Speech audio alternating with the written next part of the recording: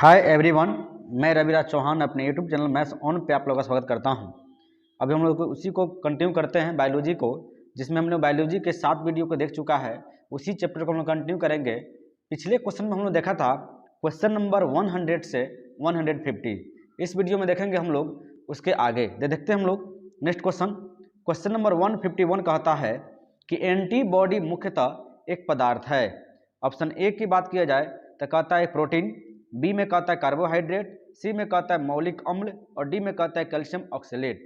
तो देखिए एंटीबॉडी मुख्यतः एक पदार्थ है किसका, तो प्रोटीन का। यानी एंटीबॉडी किसका मुख्य पदार्थ है, तो प्रोटीन का।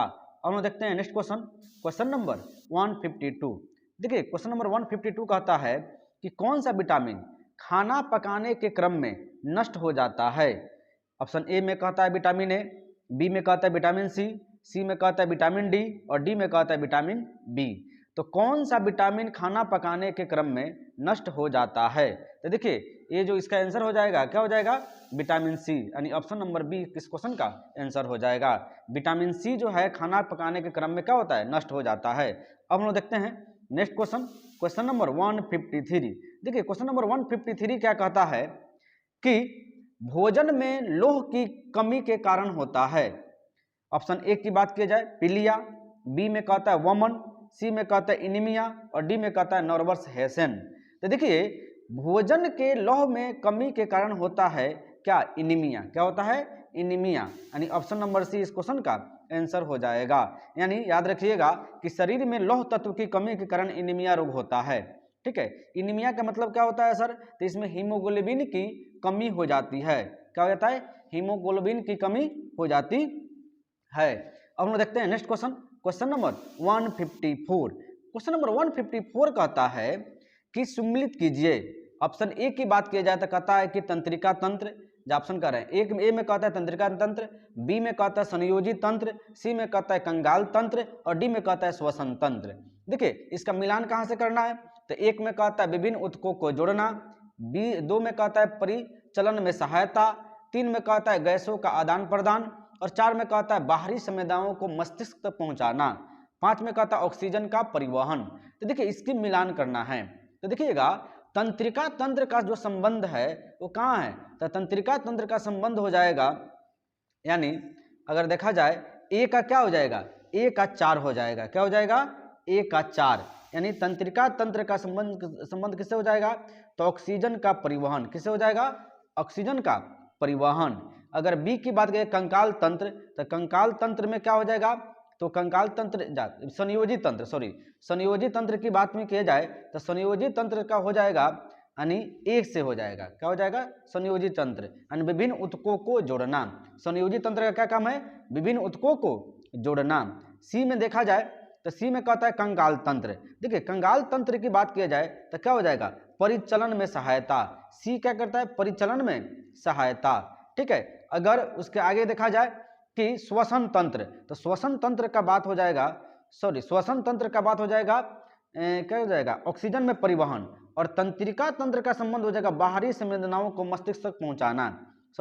तंत्रिका तंत्र का हो जाएगा बाहरी संवेदनाओं को पहुंचाना, यानी ए का हो जाएगा 4। ठीक है, और बी का हो जाएगा 1, बी मतलब संयोजी तंत्र का हो जाएगा विभिन्न ऊतकों को जोड़ना। सी का हो जाएगा 2, यानी कंगाल तंत्र का हो जाएगा परिचलन में सहायता। और श्वसन तंत्र का हो जाएगा ऑक्सीजन का परिवहन। श्वसन तंत्र का क्या हो जाएगा, ऑक्सीजन का परिवहन। और तंत्रिका तंत्र का हो जाएगा बाहरी संवेदनाओं को मस्तिष्क तक पहुंचाना। अगर इसके ऑप्शन की बात किया जाए तो ऑप्शन नंबर डी इस क्वेश्चन का आंसर हो जाएगा। देखिए डी इस क्वेश्चन का आंसर हो जाएगा। अब हम लोग देखते हैं नेक्स्ट क्वेश्चन नंबर 155। देखिए क्वेश्चन नंबर 155 क्या कहता है कि जीव विज्ञान की दृष्टि से शरीर के सभी प्रकार के उद्दीपनों का ग्रहण किस तंत्र द्वारा होता है।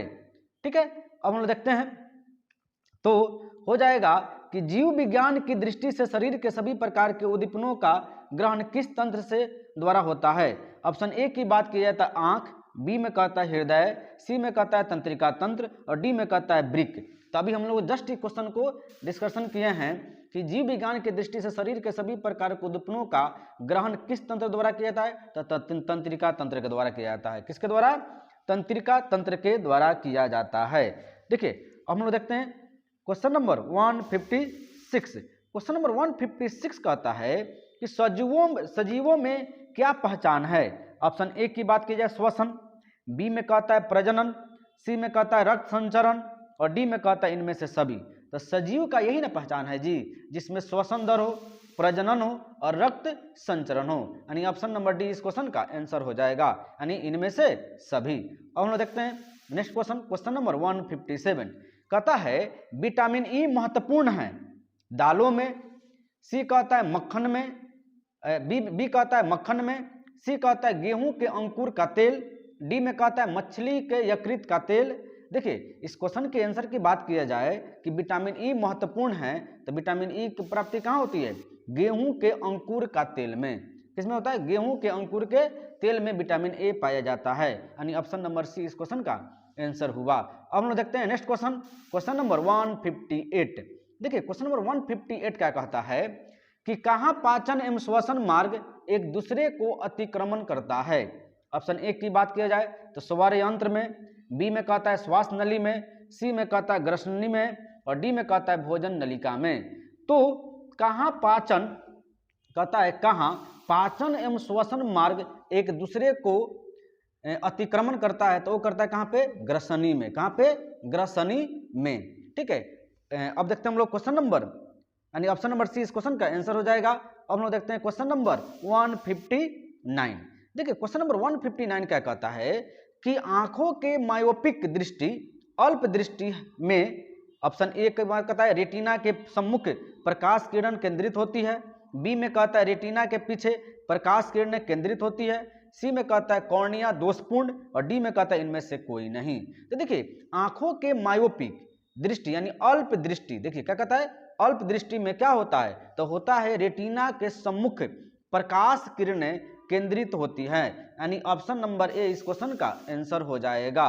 अब हम लोग देखते हैं नेक्स्ट क्वेश्चन, क्वेश्चन नंबर 160।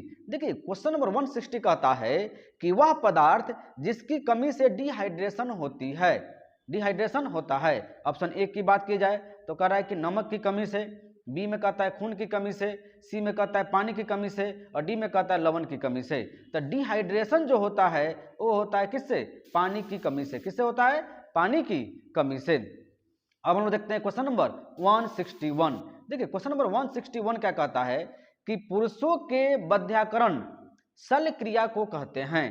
पुरुषों के बध्याकरण शल्य क्रिया को कहते हैं। ऑप्शन ए की बात की जाए हिस्टेरोटोमी, बी में कहता है सुपर मेक्टोमी, सी में कहता है वैसेक्टोमी और डी में कहता है गैमेटोटोमी। तो देखिए इसका आंसर हो जाएगा क्या चीज? वैसेक्टोमी। क्या हो जाएगा? वैसेक्टोमी, यानी ऑप्शन नंबर सी इस क्वेश्चन का आंसर हो जाएगा। पुरुषों के बाध्यकरण शल्य क्रिया को कहते हैं वैसेक्टोमी, वैसेक्टोमी। यानी अब हम लोग देखते हैं नेक्स्ट क्वेश्चन, क्वेश्चन नंबर 161। देखिए क्वेश्चन नंबर 161 क्या 162।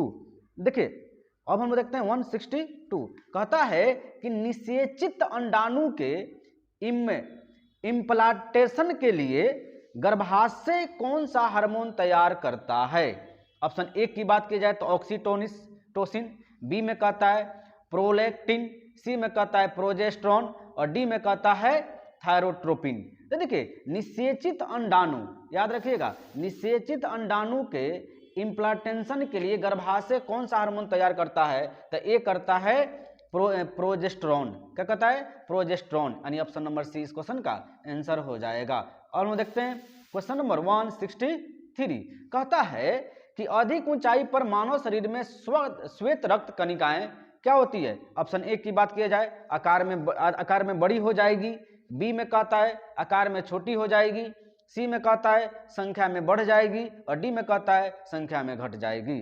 तो अधिक ऊंचाई पर, देखिए अधिक ऊंचाई पर मानव शरीर में श्वेत रक्त यानी WBC क्या होता है? तो WB की संख्या क्या हो जाती है? बढ़ जाती है। याद रखिएगा आकार में बड़ी हो जाती है। जैसे जैसे ऊंचाई बढ़ता है वैसे वैसे WBC क्या होता है? उसकी आकार बढ़ जाती है। अब हम लोग देखते हैं next question, question number 164।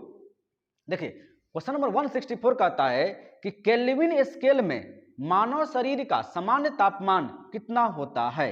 Option A में कहता है 290, बी में कहता है 310, सी में कहता है 300 और डी में कहता है 305। तो देखिए केल्विन स्केल में मानव शरीर का सामान्य तापमान कितना होता है, तो कितना होता है 310। क्या होता है 310, यानी ऑप्शन नंबर बी इस क्वेश्चन का आंसर हो जाएगा। 310 केल्विन होता है। क्या होता है कि केल्विन स्केल पर मानव शरीर का सामान्य तापमान 310 केल्विन होता है। अब हम लोग देखते हैं नेक्स्ट क्वेश्चन, क्वेश्चन नंबर 165।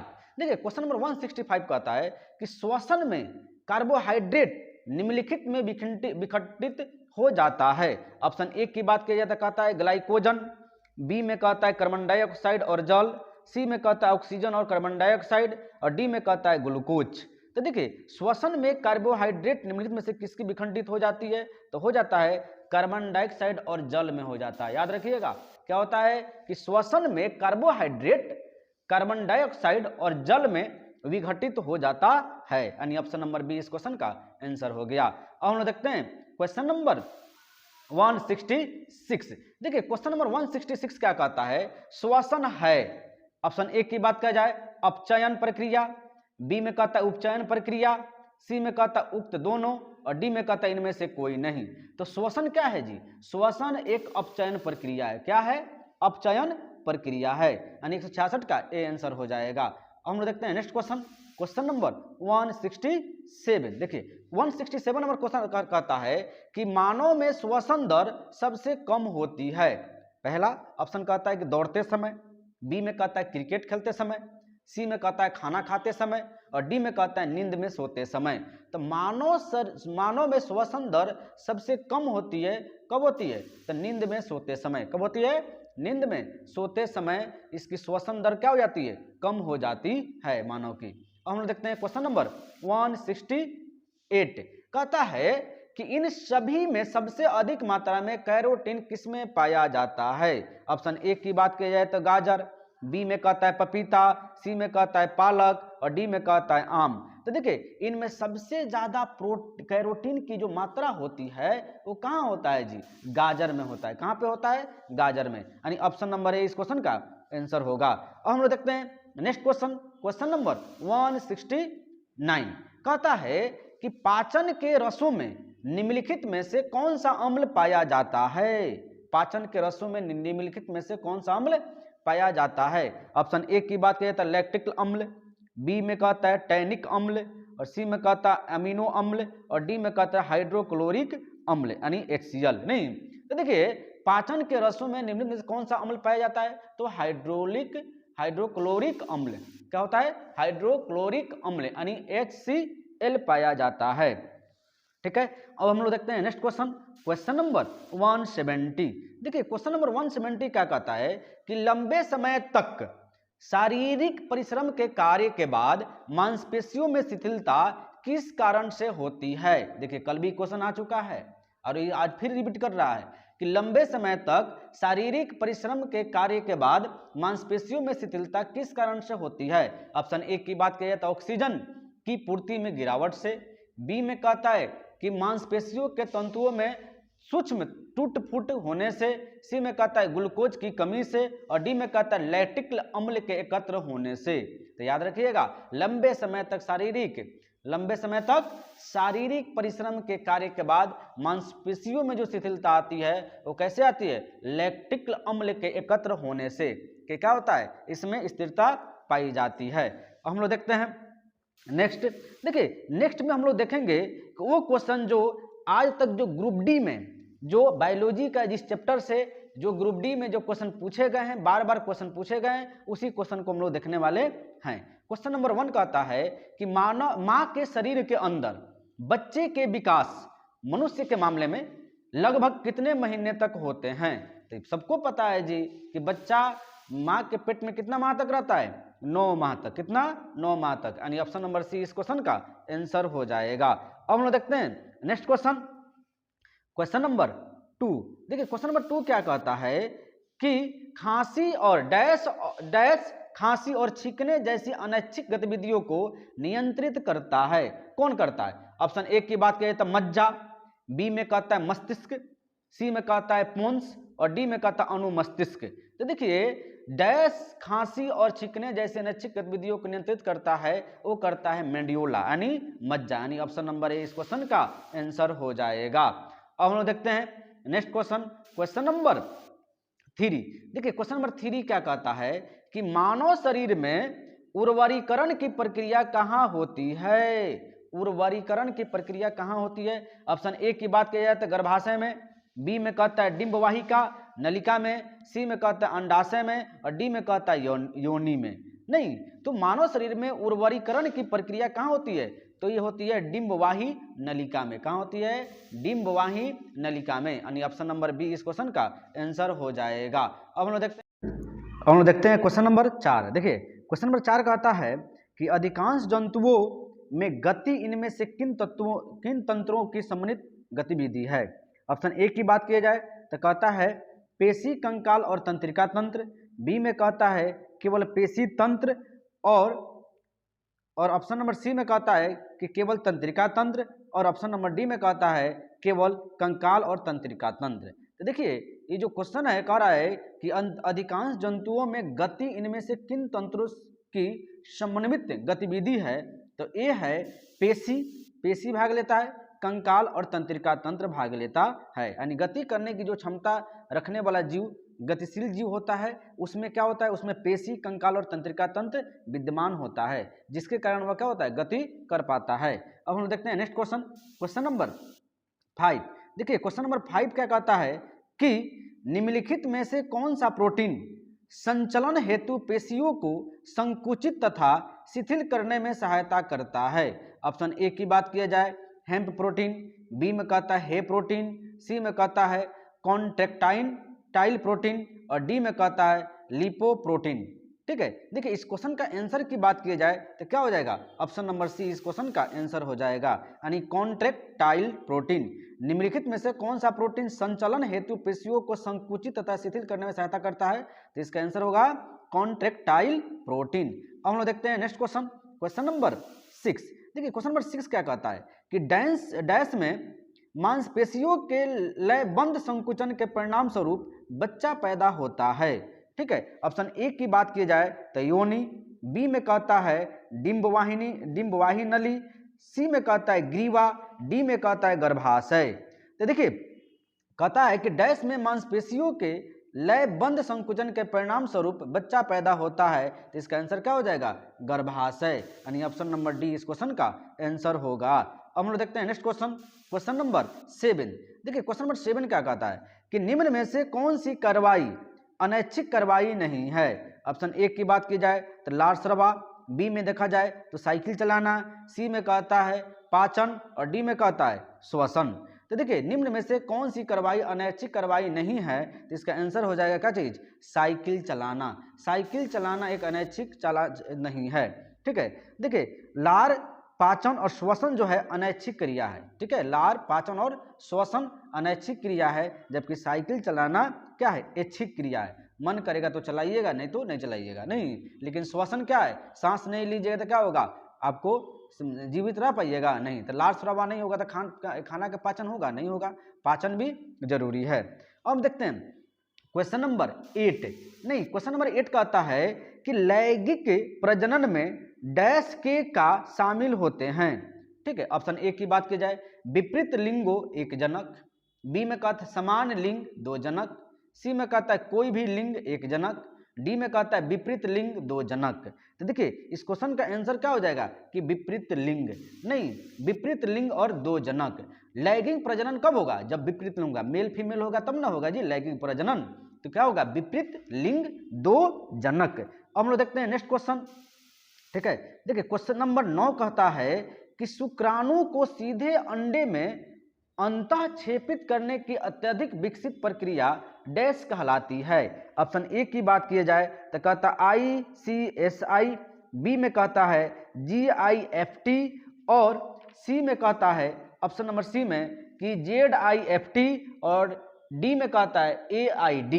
तो याद रखने वाली बात है कि शुक्राणु को सीधे अंडे में अंतःक्षेपित करने की प्रक्रिया, ठीक है, विकसित करने की प्रक्रिया कहलाती है, वो क्या है, वो है ICSI। क्या है, ICSI, यानी ऑप्शन नंबर ए इस क्वेश्चन का आंसर हो जाएगा। अब हम लोग देखते हैं नेक्स्ट क्वेश्चन, क्वेश्चन नंबर 10 कहता है कि इन विट्रो फर्टिलाइजेशन IVF विधि में शिशुओं का जन्म निम्न में से किस प्रक्रिया द्वारा होता है।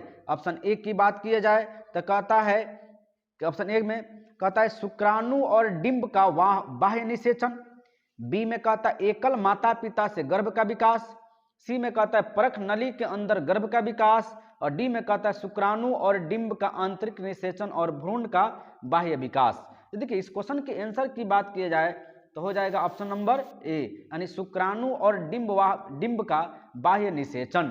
ठीक है, अब हम देखते हैं नेक्स्ट क्वेश्चन, क्वेश्चन नंबर 11। देखिए क्वेश्चन नंबर 11 क्या कहता है कि मनुष्यों में डैश एक अम्लीय माध्यम निर्मित करता है जो एंजाइम पेप्सिन के कार्य को सुगम बना देता है।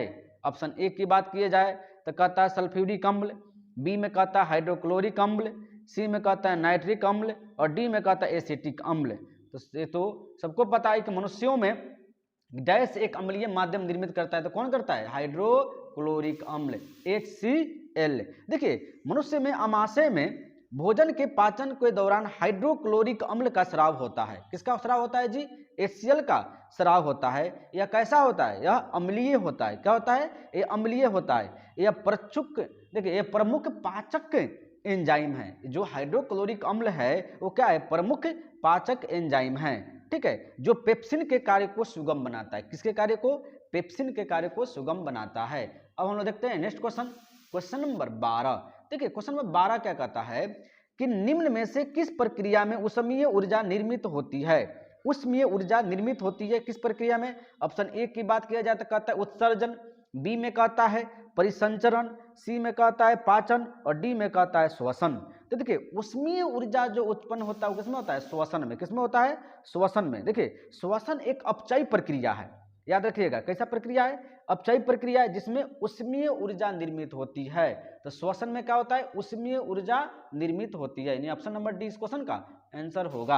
अब हम लोग देखते हैं क्वेश्चन नंबर 13 कहता है कि मनुष्य जाति के एक पुरुष को उसके X गुणसूत्र उसकी डैश से प्राप्त होता है। ऑप्शन ए की बात की जाए माता, बी में कहता है पिता, सी में कहता है या तो माता या तो पिता, डी में कहता है माता पिता दोनों।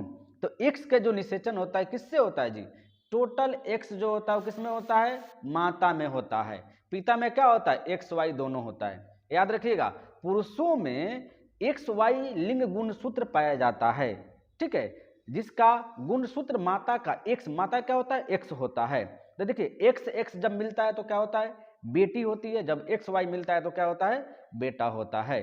ठीक है, तो ये भी बात याद रखिएगा कि बेटा या बेटी होने का निर्भर किस पे करता है, तब पिता पे करता है। किस पे निर्भर करता है जी, पिता पे करता है, क्योंकि XY दोनों किसके पास है, वो है पिता के पास।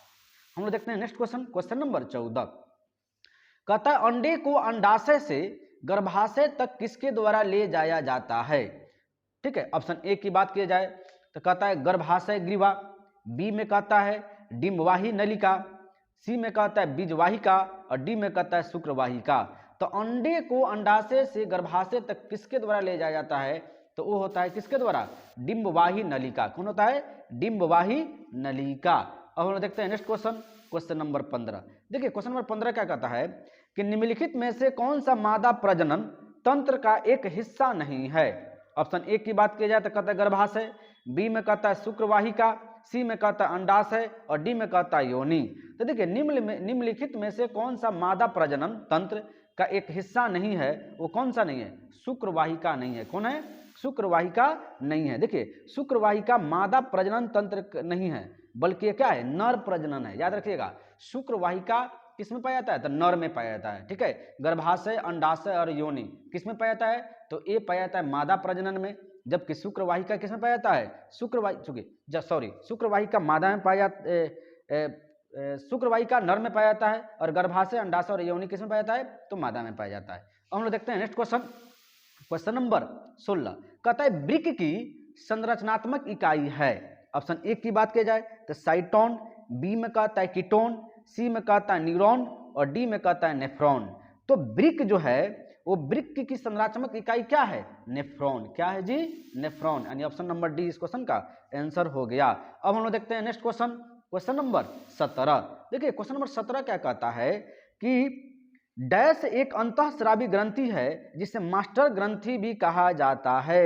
ऑप्शन ए की बात की जाए एड्रिनल, बी में कहता है हाइपोथैलेमस, सी में कहता है अग्नाशय और डी में कहता है पीयूष ग्रंथि। तो देखिए किस ग्रंथि को मास्टर ग्रंथि कहते हैं? तो पीयूष ग्रंथि को मास्टर ग्रंथि हम लोग कहते हैं, जिसको आप लोग कहते हैं पिट्यूटरी। क्या कहते हैं? पिट्यूटरी नहीं, पिट्यूटरी ग्रंथि कहते हैं, पिट्यूटरी ग्लैंड नहीं। अब नेक्स्ट कर देते हैं क्वेश्चन नंबर 18। क्वेश्चन नंबर 18 क्या कहता है कि कान के अंदर कंपन 3 हड्डियों द्वारा प्रवर्धित होता है जैसे बीच वाले कान में। ऑप्शन ए में कहता है कि वो 3 का नहीं, हैमर, कोकली और स्पीटरम। बी में कहता ऑडिटरी बोन, एनविल और स्टीरप। सी में कहता है हैमर, एनविल, देखिए सॉरी सी में क्या कहता है? सी में कहता है हैमर, एनविल और पिन्ना। डी में कहता है हैमर, एनविल और स्टीरप, यानी इसको आप कहते हैं स्टेपिज। क्या कहते हैं? स्टेपिज। एनविल को क्या कहते हैं? इनकस और हैमर को क्या कहते हैं? मैलियस। तो याद रखिएगा क्या होता है जी, तो इसमें होता है MIS, याद रखिएगा, M से मैलियस, ठीक है, IE से इनकस और S से क्या होता है? S से होता है स्टीरप। स्टीरप यानी स्टेपिज। तो इसका आंसर की बात किया जाता है क्या हो जाएगा? ऑप्शन नंबर डी इस क्वेश्चन का आंसर हो जाएगा। यानी कान के अंदर कंपन 3 हड्डियों द्वारा जो होता है उसका क्या नाम है? हैमर, एनविल और स्टीरप यानी स्टेपिज। अब हम देखते हैं नेक्स्ट क्वेश्चन, क्वेश्चन नंबर 19। देखिए क्वेश्चन नंबर 19 क्या कहता है कि शुक्राणु कहाँ बनते हैं? ऑप्शन ए की बात किया जाए तो कहता है वृषण में, बी में कहता है प्रोस्टेट ग्रंथि में, सी में कहता है विरय पुटिकाओं में और डी में कहता है अंडकोश वृषण कोश में। तो देखिए शुक्राणु कहाँ बनते हैं? तो शुक्राणु बनते हैं वृषण में। कहाँ बनते हैं? वृषण में। देखिए वृषण जो है नर जनन अंग के वे भाग होते हैं जिसमें शुक्राणु बनते हैं, ठीक है, याद रखने वाली बात है। ये किसका है? शुक्राणु नर में, मतलब शुक्राणु कहाँ बनते हैं? तो शुक्राणु किसका? तो अंडा, देखिए अंडाशु का, अगर अंडाशय की बात की जाए तो एथी में मादा में, और शुक्राणु की बात की जाए तो क्या हो जाए? नर में, ठीक है। तो शुक्राणु का निर्माण क्या होता है? वृषण में होता है। कहाँ पे होता है? वृषण में होता है। अब हम लोग देखते हैं नेक्स्ट क्वेश्चन, क्वेश्चन नंबर 20 कहता है कि कौन सा हार्मोन वृषण से स्रावित होता है? ऑप्शन ए की बात की जाए तो कहता है एड्रिनल, बी में कहता है इंसुलिन, सी में कहता है टेस्टोस्टेरोन और डी में कहता है थायरोक्सिन। तो याद रखिएगा कि हार्मोन वृषण से स्रावित होता है। हार्मोन वृषण से कौन सा हार्मोन स्रावित होता है? तो टेस्टोस्टेरोन। क्या होता है? टेस्टोस्टेरोन। तो शुक्र, देखिए वृषण में शुक्र जनन नलिकाओं में बाहर लेडिंग की कोशिकाओं के छोटे छोटे समूह होते हैं, जिसमें क्या होते हैं? कौन से हार्मोन होते हैं जी? टेस्टोस्टेरोन होते हैं। क्या होते हैं? टेस्टोस्टेरोन होते हैं, ठीक है। अब हम देखते हैं next question, question number 21। Question number 21 कहता है कि मानव में डैश के कंपन से ध्वनि उत्पन्न होती है। ऑप्शन ए की बात की जाए श्वसन रज्जु, बी में कहता है मुख गुहिका, सी में कहता है स्वर रज्जु और डी में कहता है ग्रसनी। तो देखिए मानव में डैश के कंपन से ध्वनि उत्पन्न होती है तो किससे होती है? स्वर रज्जु से। किससे होती है जी? स्वर रज्जु से, यानी वोकल कार्ड। किसका कहते हैं? वोकल कार्ड कहते हैं। क्या कहते हैं? वोकल कार्ड कहते हैं। यानी ऑप्शन नंबर सी इस क्वेश्चन का आंसर हुआ। अब हम देखते हैं क्वेश्चन नंबर 22 कहता है डैश अधिक विविधता की उत्पत्ति को संभव बनाता है। ऑप्शन ए की बात की जाए तो कहता है लैंगिक प्रजनन, बी में कहता अलैंगिक प्रजनन, सी में कहता उत्तक संवर्धन और डी में कहता वानस्पतिक विकास, ठीक है। तो देखिए इस क्वेश्चन का आंसर क्या हो जाएगा? कहता है कि क्या होगा? तो अलैंगिक प्रजनन। लैंगिक प्रजनन अधिक विविधता की उत्पत्ति को संभव बनाता है। कौन प्रजनन? लैंगिक प्रजनन। अब हम लोग देखते हैं नेक्स्ट क्वेश्चन, क्वेश्चन नंबर 23। देखिए क्वेश्चन नंबर 23 क्या कहता है कि दाएं आलिंद और बाएं निलय के बीच स्थित दाएं ऑरिकुलो वेट्रिकुलर सेप्टम में मौजूद वाल्व को क्या कहते हैं? ऑप्शन ए की बात की जाए तो कहता है तंत्रिका वाल्व, बी में कहता है त्रिक पर्दी वाल्व, सी में कहता है द्विपर्दी वाल्व और डी में कहता है फुसफुस वाल्व। तो देखिए इसमें कौन से होता है जी, तो इसमें पाया जाता है त्रिपर्दी वाल्व। क्या कहता है? त्रिपर्दी वाल्व पाया जाता है। अब हम लोग देखते हैं नेक्स्ट क्वेश्चन, क्वेश्चन नंबर 24। देखिए क्वेश्चन नंबर 24 क्या कहता है कि निम्नलिखित में से कौन सा कथन सही नहीं है। ऑप्शन ए की बात किया जाए, कहता है मानव शरीर में मौजूद एपेंडिक्स एक अवशेषी अंग है। बी में कहता अस्थि मज्जा मानव शरीर में लाल रक्त कणिकाओं का निर्माण करती है। सी में कहता है मानव की रीढ़ की हड्डी में 38 केशवृक होते हैं। और डी में कहता है मध्य कर्ण में मौजूद स्टेप्स मानव कंगाल की सबसे छोटी हड्डी है। तो देखिए निम्नलिखित में से कौन सा कथन सही नहीं है, यही ना खोजना है जी। तो कौन सा नहीं है, तो ये हो जाएगा ऑप्शन नंबर सी कि मानव की रीढ़ की हड्डी की संख्या कितनी है 38। ये गलत है, कितनी होती है जी, तो मानव की रीढ़ की हड्डी की संख्या होती है 33। क्या होती है 33, जबकि यहाँ पे क्या दे दिया है 38, यानी ऑप्शन नंबर सी क्या होगा, गलत हो जाएगा। अब हम देखते हैं क्वेश्चन नंबर 25। देखिए क्वेश्चन नंबर 25 कहता है कौन सा विटामिन हमारी आंखों और त्वचा को स्वस्थ रखता है। विटामिन ऑप्शन में कहता है विटामिन ए, बी में कहता है विटामिन बी, सी में कहता है विटामिन डी और डी में कहता है विटामिन ई। तो देखिए कौन सा विटामिन हमारे आंखों और त्वचा के लिए, तो विटामिन ए। क्या होगा, विटामिन ए। अब हम देखते हैं नेक्स्ट क्वेश्चन, क्वेश्चन नंबर 26। देखिए क्वेश्चन नंबर 26 क्या कहता है कि निम्नलिखित में से कौन सी तंत्रिका तंत्र की मूलभूत संरचनात्मक एवं प्रक्रियात्मक इकाई है। ऑप्शन ए की बात की जाए तो न्यूरॉन, बी में कहता है नासोप्लेटाइन, सी में कहता है नेफ्रॉन और डी में कहता है नेफ्रिक। तो देखिए 26 की बात किया जाए तो इसमें जो होता है कौन सी तंत्रिका तंत्र, तो न्यूरॉन जो होता है, न्यूरॉन तंत्रिका तंत्र की मूलभूत संरचनात्मक एवं प्रक्रियात्मक इकाई है। ठीक है, अब हम लोग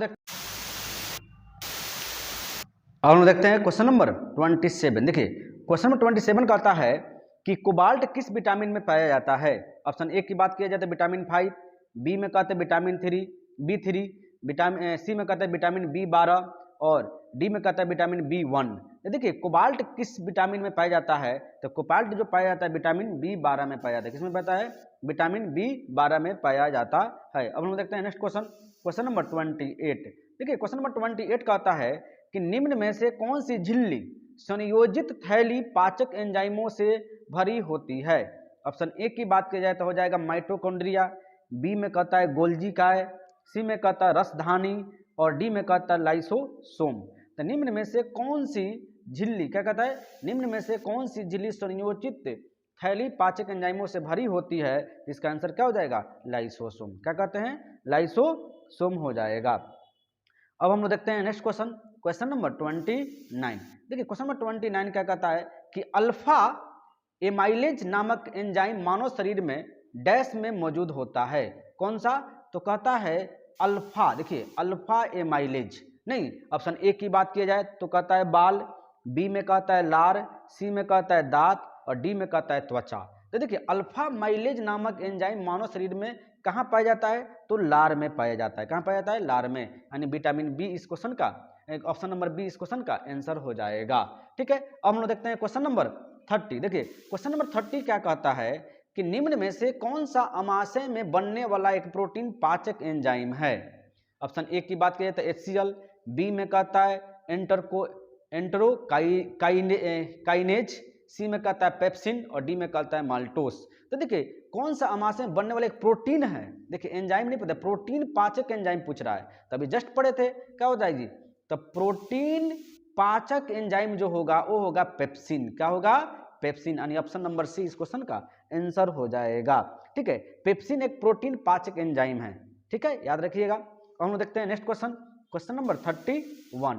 क्वेश्चन नंबर 31 क्या कहता है कि पाचन तंत्र के इनमें से किस अंग की आकृति अंग्रेजी वर्णमाला के अक्षर जे के समरूप होती है। बताना है कि पाचन तंत्र के कौन सा वो अंग है जिसकी आकृति अंग्रेजी वर्णमाला के जे अक्षर के जैसा होता है। ऑप्शन ए की बात की जाए तो कहता आंत, बी में कहता यकृत और सी में कहता आमाशय। ठीक है, और डी में कहता मुंह। तो देखिए किसकी आकृति जे के आकार होता है, वो होता है अमाशय की। क्या होता है, अमाशय की, यानी ऑप्शन नंबर सी इस क्वेश्चन का आंसर हो जाएगा। अब हम लोग देखते हैं क्वेश्चन नंबर 32। देखिए क्वेश्चन नंबर 32 क्या कहता है कि खूर वाले जानवरों के आमाशय का सबसे बड़ा हिस्सा कौन सा होता है? ऑप्शन ए की बात की जाए तो कहता है रूमेन, बी में कहता है ओमेसस, सी में कहता है रेटिकुलम और डी में कहता है अबोमस। तो देखिए इसमें कहता है खूर वाले जानवरों के आमाशय का सबसे बड़ा हिस्सा कौन सा होता है? तो ये होता है रूमेन। क्या होता है? रूमेन, यानी option number B, option number A. अब हम देखते हैं क्वेश्चन नंबर 33। देखिए क्वेश्चन नंबर 33 क्या कहता है? कहता है कि मनुष्यों में भोजन के पाचन की प्रक्रिया डैश में शुरू होती है और डैश में पूर्ण होती है।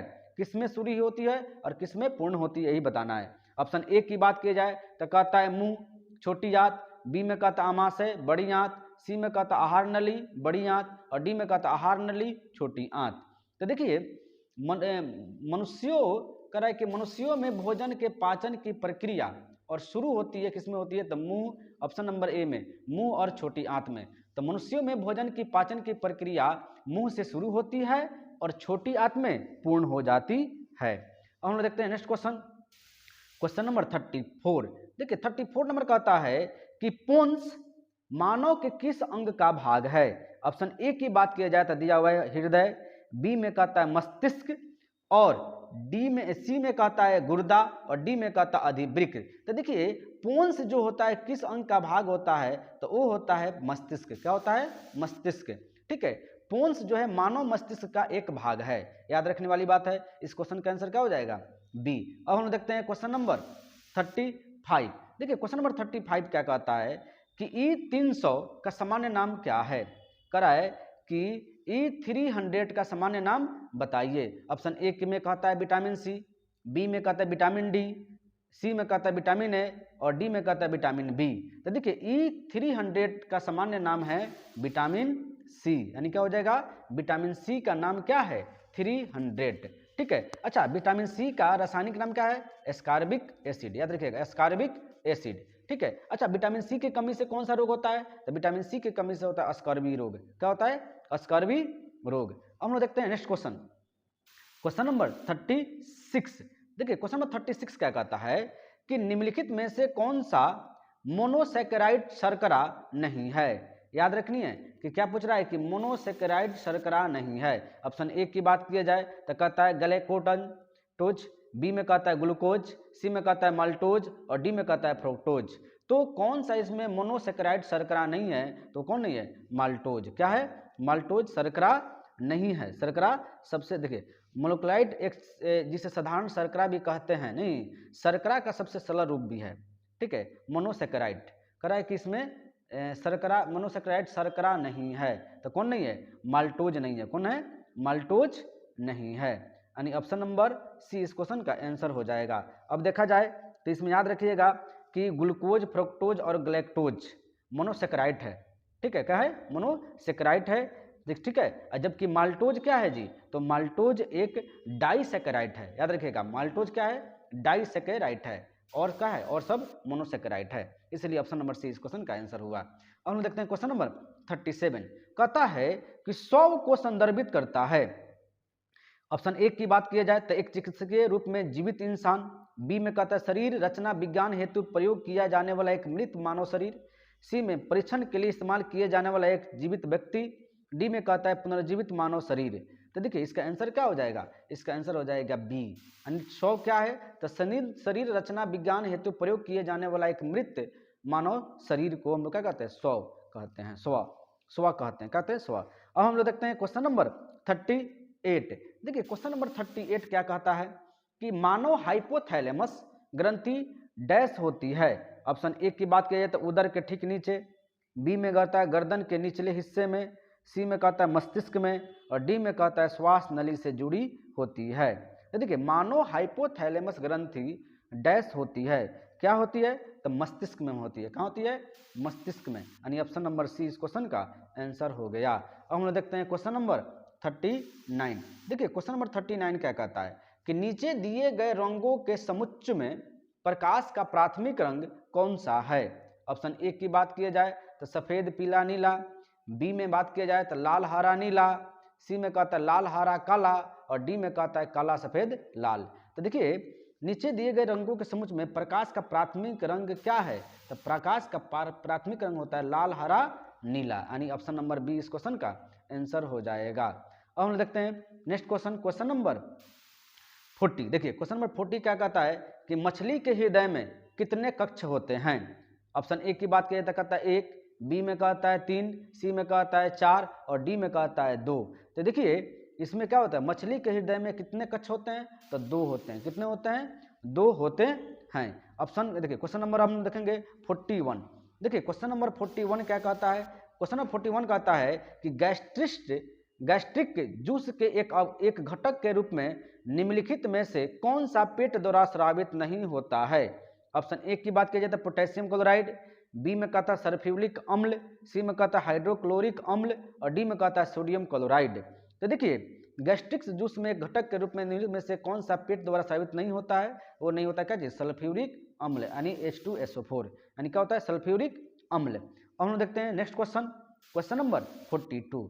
देखिए क्वेश्चन नंबर 42 कहता है कि मानव शरीर में उभरी हुई सबसे ऊपरी त्वचा परत क्या कहलाती है? जो सबसे उभरी हुई ऊपरी त्वचा को हम लोग क्या कहते हैं? ऑप्शन ए की बात की जाए तो श्वेत पटल, बी में कहता है एंडोडर्मिस, सी में कहता है एपिडर्मिस और डी में कहता है हाइपोडर्मिस। तो देखिए सबसे ऊपरी त्वचा को हम लोग क्या कहते हैं? एपिडर्मिस, यानी ऑप्शन नंबर सी इस क्वेश्चन का आंसर हो गया। अब हम देखते हैं क्वेश्चन नंबर 43। देखिए क्वेश्चन नंबर 43 क्या कहता है?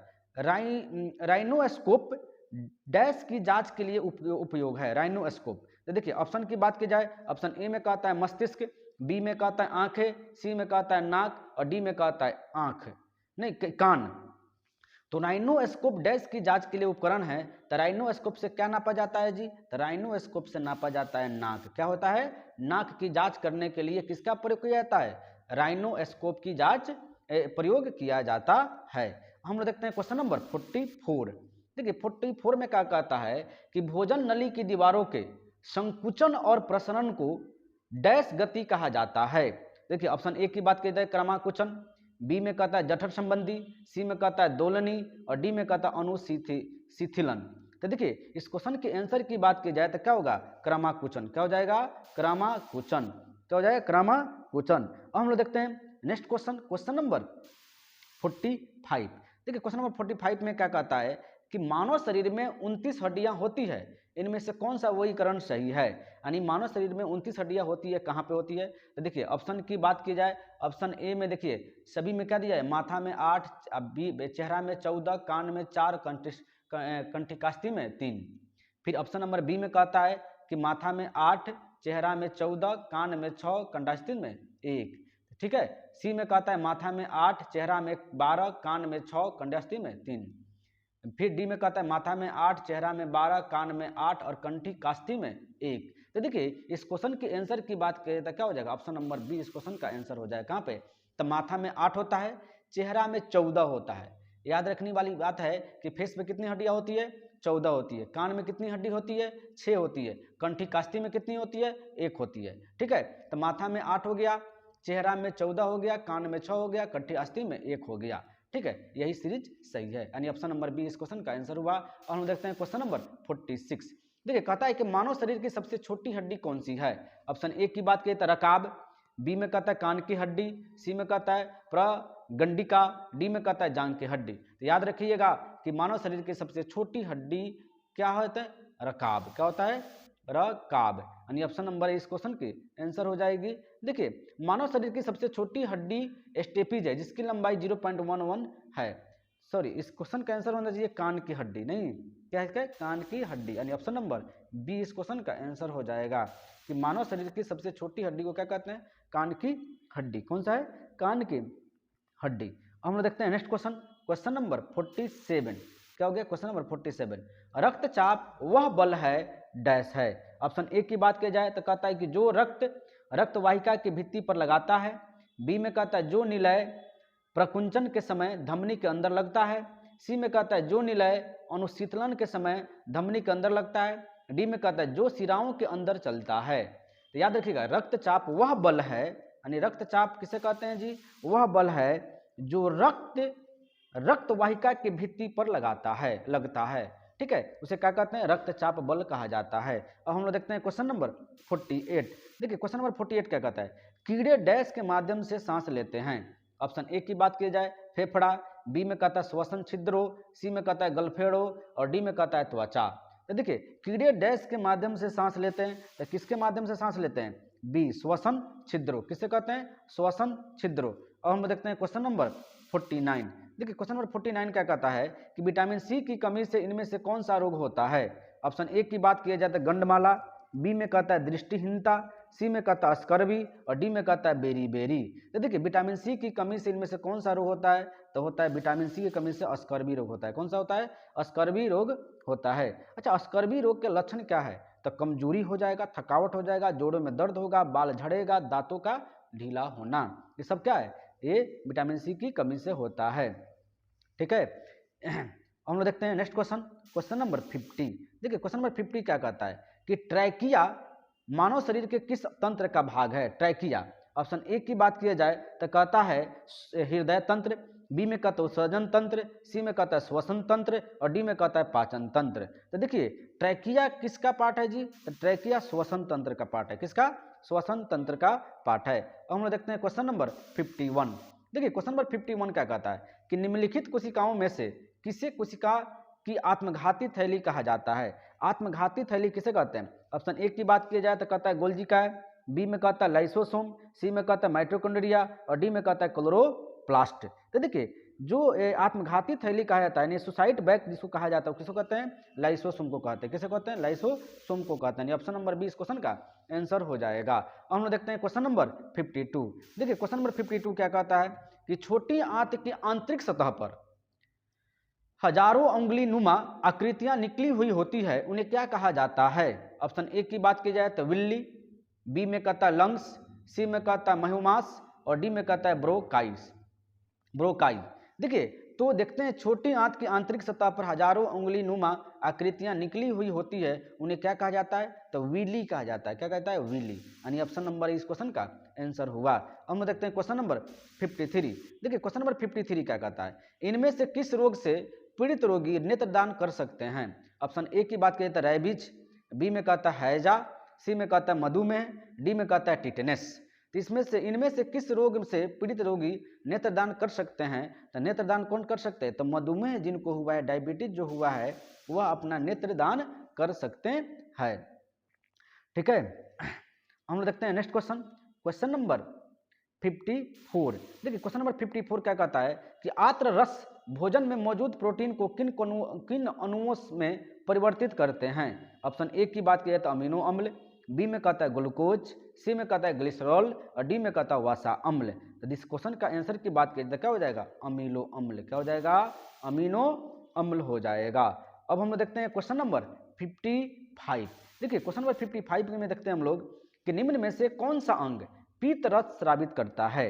ऑप्शन ए की बात करें तो हृदय, बी में यकृत, सी में वृक्क और डी में हो जाएगा मस्तिष्क। तो रक्त जो पीत रक्त को जो मतलब पीत रस को जो स्रावित करता है वो कौन होता है, यकृत होता है। कौन होता है, यकृत करता है। अब हम लोग देखते हैं नेक्स्ट क्वेश्चन, क्वेश्चन नंबर 56। देखिए क्वेश्चन नंबर 56 क्या कहता है कि निम्नलिखित में से कौन सा मानव उत्सर्जन तंत्र का हिस्सा नहीं है। ठीक है, ऑप्शन ए की बात की जाए संग्रहण नलिका, बी में कहता है ब्रोमेंस कैप्सूल, सी में कहता है श्वसनिका और डी में कहता है कोशिका गुच्छ। ठीक है, तो देखिए इसमें कहता है निम्न में से कौन सा मानव उत्सर्जन क्या कर रहा है, मानव उत्सर्जन तंत्र का हिस्सा नहीं है। तो कौन नहीं है जी, श्वसनिका। क्या है, श्वसनिका नहीं है। ठीक है, श्वसनिका श्वसन तंत्र का हिस्सा है। ठीक है, इसमें क्या पूछा, उत्सर्जन तंत्र का पूछ रहा है, जबकि श्वसनिका किसका है, उत्सर्जन श्वसन तंत्र का हिस्सा है नहीं। इसलिए इस क्वेश्चन का आंसर क्या हो जाएगा, सी। देखिए आज हम लोगों ने देखा लगभग क्वेश्चन 80 के आसपास हम लोगों ने देखा इस वीडियो के माध्यम से, और ये चैप्टर आज हम लोग का समाप्त हो गया।